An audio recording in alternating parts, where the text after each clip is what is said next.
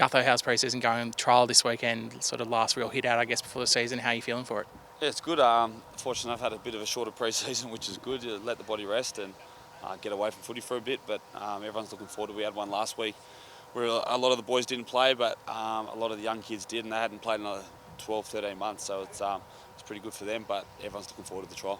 Has it felt very different having this shorter pre-season compared to some of your other pre-seasons? I've had some very long pre-seasons in my time, but look, this year's been great.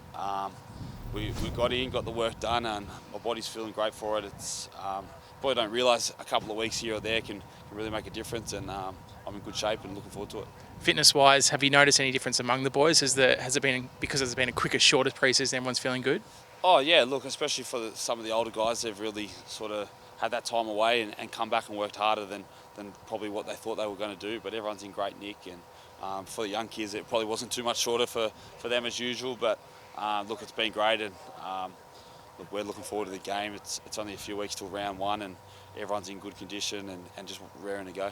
A lot of new young guys in this squad that are sort of really chomping at the bit to try and get an opportunity here. Do you reckon that's made them hungrier to prove themselves here? Yeah, it's always good to have healthy competition, especially we've had a big influx of young kids come through this year on those contracts, development and everything like that, and they've really started to push us as older guys, because you don't want them to beat you or make you look silly on the field, and that's what you want in a team environment. You need that, because if you don't have that, everyone just gets comfortable and just thinks that it's their spot to have, and especially in this team this year, that's definitely not the case, because we've got those kids pushing for spots or just pushing to make sure they get noticed at training. So it's exciting times for them, and we've got some great young kids here that are really going to have a great future. A couple of years in a row now, Parramatta have made the finals, but haven't been able to make a really deep run. What have you changed this season to be able to make that deep run into the finals? Oh well, we're not at the finals yet. It's such a long year, 26 rounds. It's a long time before then, so we've got a lot of work to do before we sort of even adjust or even talk about that. It's obviously not where you want to be, not known as a team that sort of bows out, but look, you've got to make sure you're in the finals before you can fix that, so there's a lot of work done. Strangely, there seems to be pressure on the club, despite the fact you've had 2 good seasons now, you're finishing the top 4. I think there's always pressure on this club. Ever since I've come here, there's always pressure to succeed, because it's been so long. But look, no matter what sport you play, if it's in a professional sort of spotlight, you're going to get pressure put on you. If it's a player, if it's a staff, if it's the club, if it's the head of football, whatever it is, you're always going to have pressure on you, and that's why you play it. You sort of got to be able to perform under pressure, and if you don't, you sort of get shown the door. So it's a big year ahead, and we're looking forward to it.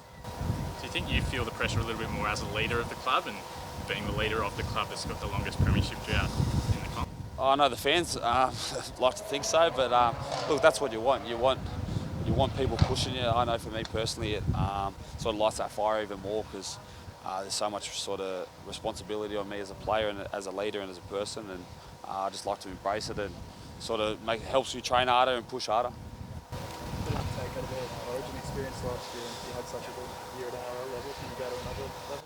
Yeah, I'd like to think so. I'm pushing myself to make sure I can get to that another level, and as a person, as a leader, I know I can go to another level. So it's exciting times for me personally, and yeah, Origin obviously a great achievement, personal achievement, but now you've got a taste of it. You want to be back there in that arena, and that's another personal goal for me, to make sure I'm in the mix. If it doesn't happen, I'll always be ready to sort of get that call up, but a lot of work done before now and then, and I just got to make sure I'm doing my part for the team here. Outside of Para, obviously, it's disappointing to see Tommy Turbo has gone down with another hamstring injury today again.